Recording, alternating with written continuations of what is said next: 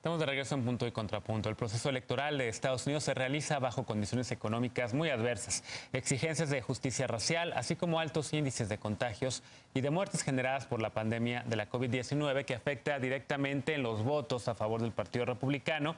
Según un análisis presentado por The New York Times, las muertes relacionadas con el coronavirus pueden costarle al presidente y a su partido un buen número de votos. Veamos el contexto.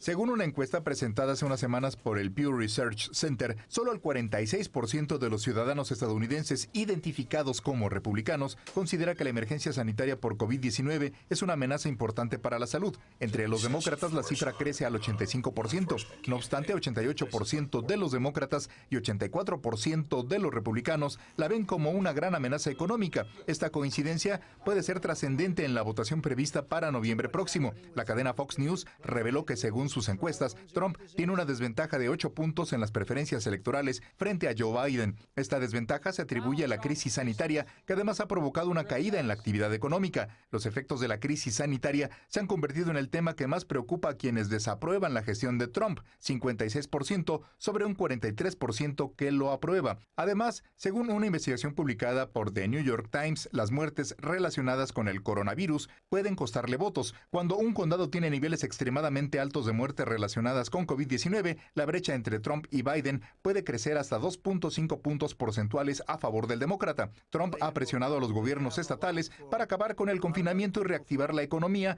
petición que ha encontrado resistencia entre algunos sectores de su partido. Según The New York Times, los republicanos que se postulan para la Cámara de Representantes y el Senado de los Estados Unidos pierden tanto apoyo como Trump cuando las muertes aumentan a nivel local. Punto y contrapunto. Bueno, segundo tema a discutir esta noche. Juan, ya decía Sawi en el bloque anterior, antes de irnos a la pausa, que tal vez esos números, y contrastaba, digamos, el apoyo que tenía Clinton en el 2016 frente a Trump, con los que tiene hoy Biden más bien frente al mismo Donald Trump. Y uno de los efectos tal vez por los cuales la popularidad de Trump y el apoyo a él es tan bajo es en efecto la pandemia de la COVID-19, pero también todos los otros factores que se mencionaban un poco en la cápsula. ¿Sigues entonces sosteniendo que Trump, que podría encontrar ahí algo, un milagro tal vez para ganar la Casa Blanca? Pues vamos, quizá el tema, bueno, no quizá, estoy convencido de que el tema del COVID y de la pandemia será el tema de la campaña de aquí hasta noviembre totalmente. Sí. Estamos hablando de 150,000 muertes ya confirmadas en Estados Unidos y contando, lamentablemente. Estamos hablando de que al día se reportan 70,000 nuevos casos de COVID positivos en Estados Unidos. Estamos hablando de una muy mala estrategia coordinada a nivel federal en Estados Unidos de decir, bueno, pues que los gobernadores hagan lo que quieran, ¿no? Y es por eso que estamos viendo, sobre todo en los estados republicanos, el repunte de casos de COVID en el sureste, Florida, por ejemplo, que es como el epicentro ahora de la pandemia en Estados Unidos. Y eso no te habla más que de una mala coordinación desde el nivel federal de este tema tan delicado. Estamos viendo una dualidad en el mismo nivel federal entre lo que dice y hace Donald Trump y lo que sugiere el doctor Fauci. También es como una manera de decir, pues, bueno, o sea, a pesar de que tengo muy buenos asesores, pues no me importa. Y realmente Donald Trump cree que todavía está en este tuit gobierno que lo caracteriza, y la verdad es que no ha podido dar el ancho. Sin duda, lo que posiblemente pudiera cambiar un poco el panorama es el hallazgo de la vacuna, por ejemplo, que estoy seguro que Donald Trump utilizaría para su campaña. No por menos están invirtiendo tantísimo en los laboratorios. Veíamos la semana pasada que dio 432 millones de dólares a Moderna, solo por ponerlo en comparación. Es lo mismo que ha recaudado Donald Trump para esta campaña, por ejemplo. Entonces, sí es un tema que va a jugar, pues vamos, que va a tener las cartas más grandes en esta elección, pero no creo que le dé. Hay que recordar y la misma Casa Blanca lo dijo esta semana en un comunicado de encontrarse la vacuna. La meta del gobierno sería tener 300 millones de dosis para inicios de 2021. Y estamos hablando de que en inicios de 2021 el término de Donald Trump termina porque termina, porque así está marcado en la ley el 20 de enero. Entonces, ya habría juramentado un nuevo presidente, ¿no? Para el 20.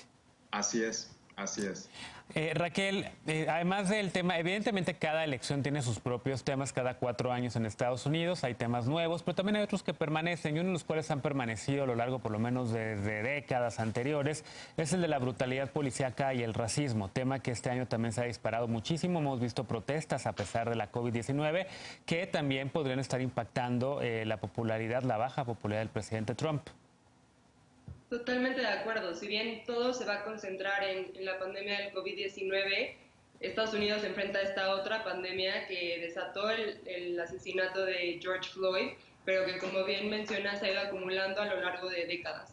Y creo que este también va a ser un factor clave y decisivo, además del tema económico, además del tema de desempleo, además del tema de salud, porque creo que es la forma en la que mejor ha capitalizado Joe Biden su posición como candidato, ¿no? Si bien en febrero Joe Biden pues no pintaba muy bien en las elecciones primarias, creo que este factor supo aprovecharlo, supo saber ser un líder que empatiza, que va a hablar con los familiares de George Floyd, que trata de abonar a un tema que pues ya trate de impedir esta polarización que la cabeza de Estado está propiciando.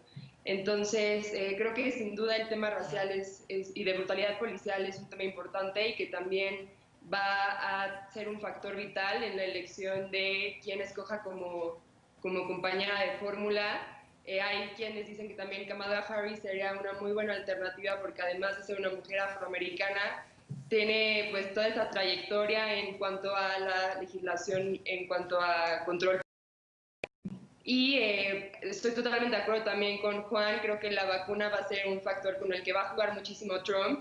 Y me atreveré a agregar también, no sé, ahorita son 100 días, a partir de los 50 días, cómo se empiezan a desenvolver otros factores como la reapertura comercial, el regreso a clases, el regreso a los trabajos que están tratando de incentivar los republicanos con este nuevo paquete de apoyos económicos y cómo se conjuga eso con otros factores externos como por ejemplo el inicio de la influencia estacional en otoño y cómo esto va a ir determinando el rumbo de la elección. Claro, la llamada sindemia, la pandemia de COVID con la de influenza juntas, así le llaman los virólogos, sindemia. Oye, Lila, a ver, y el otro tema también es el de la crisis económica. Antes de que empezara toda esta pandemia, pues Trump presumía creación de empleos, presumía una economía fuerte, como no se había visto desde hace mucho tiempo, así lo decía, la economía más fuerte, por eso estaba haciendo Estados Unidos de nueva cuenta grande de nuevo, ¿no? Pero evidentemente ahora con la COVID-19 hay malos indicadores económicos. Y sin embargo, a inicios de la pandemia, muchos estadounidenses han recibido en su casa un cheque firmado por el presidente Trump, $1,100, me parece, de ayuda económica, que Trump cree que con eso ya, digamos, va a poder blindar, lo cual, digo, están recibiendo una buena lana también. Aquí no se ha recibido nada, ¿verdad?, en comparación. Pero, ¿tú crees que eso le ayuda al presidente, en sus números, al presidente Trump? Pues justamente hoy ese apoyo de asistencia económica que acabas de mencionar se vence hoy a medianoche, de hecho ya se venció, y es justamente por eso que ahorita están platicando sobre la contrapropuesta que le tienen que hacer los republicanos a los demócratas en la Cámara de Representantes para justamente de nuevo meter e inyectar más dinero para apoyar a las pequeñas y medianas empresas que están viendo muy afectadas por la pandemia, también a aquellos que siguen desempleados y también para ayudar a los estados para tener los recursos suficientes para implementar las medidas sanitarias para las elecciones del 3 de noviembre. Me parece que a finales del año del 2019 el presidente Trump estaba muy bien posicionado, acaba de estar absuelto por el Senado, en este caso de destitución que se llevó a cabo en el Congreso de Estados Unidos. Como tú bien dijiste, la economía está muy fuerte y ese era el gran pilar de su campaña para su reelección. Pero también creo que aquí ya se agotó otro tema. El hecho de que el gran experimento de que un empresario fuera de la estructura tradicional de Washington pudiera llegar a la Casa Blanca para cambiar el modus operandi de cómo se llevaba la política en Estados Unidos ya se agotó. Y yo creo que la gente está midiendo ahora el límite con esta pandemia de que cuando los gobernantes no logran y atentan en contra de la salud y la vida de los ciudadanos, ahí es donde empiezan a tomar los límites en contra de los mandatarios, a pesar de que puedan ser leal a la figura, ¿no? Y esto lo hemos visto también, creo que es un gran indicador de que el mismo Partido Republicano, ya lo vimos con el líder mayoritario en la Cámara Alta, Mitch McConnell, que dijo él mismo, apoyado de otros senadores como Marco Rubio, como Lindsey Graham, que dijeron que no se van a posponer las elecciones, es decir, que hay un rechazo interno dentro del Partido Republicano que es importante porque estos personajes han sido completamente leal a la figura de Trump, y yo creo que ahora sí se la va a ver difícil, también como acaba de mencionar Raquel con el tema social, porque si bien Trump se ha tratado de posicionar como el nuevo líder de ley y el orden, casi como Nixon en 1976, tratando de decir que voy a mandar al ejército con el acta de insurrección para proteger y frenar estas protestas. Por otro lado, Joe Biden está diciendo que no va a quitar el presupuesto, pero que sí va a exigirle a los estados que tengan medidas que no atenten contra la seguridad de los ciudadanos, porque aunque les quites todo el presupuesto federal a los mismos estados cuentan con recursos para apoyar a sus policías, y aquí es a donde creo que hay una dicotomía en cómo se presentan estos dos candidatos, tanto en el tema social, económico y ante la crisis sanitaria, y en esto se ha habido golpeado fuertemente Donald Trump, Genaro. Claro. Sawi, ahí hay tres factores: economía, la COVID, por supuesto, la crisis en el sistema de salud de Estados Unidos también, por supuesto, así como las protestas en la calle por la justicia racial. Un factor más que a lo mejor no sé si juega en contra de Donald Trump, su relación con el Partido Republicano, ya hablaba Lila un poco sobre eso, su relación con los gobernadores y las gobernadoras, muchas y muchos de ellos molestos también por el mal manejo de la pandemia a nivel federal. ¿Cómo lo ves? Sí, de hecho, ahora estamos viendo una figura que no sé si tenga precedentes en la historia de Estados Unidos, y es un grupo de republicanos que están pidiendo el voto por Joe Biden, el Lincoln Project, que recomiendo mucho a toda la audiencia que lo sigan en Twitter. Un grupo importante de gente que se autoidentifica como conservadores, que está diciendo, este tipo está destruyendo a nuestro partido. Y va a ser muy interesante ver cuál va a ser el futuro del Partido Republicano, si es que la derrota que se ve venir es tan grande para este partido. Como bien dices tú, y me recuerdas mucho aquella frase de George Stephanopoulos, que fuera asesor de Bill Clinton, pues siempre la clave había estado en la economía, ¿no? En It's Economy, Stupid. Decía, y no le faltaba la verdad en eso, Trump, que tenía los mejores números de empleo del siglo XXI. Pero pues todo eso se vino al traste con la pandemia, y pues ahora tiene la peor crisis.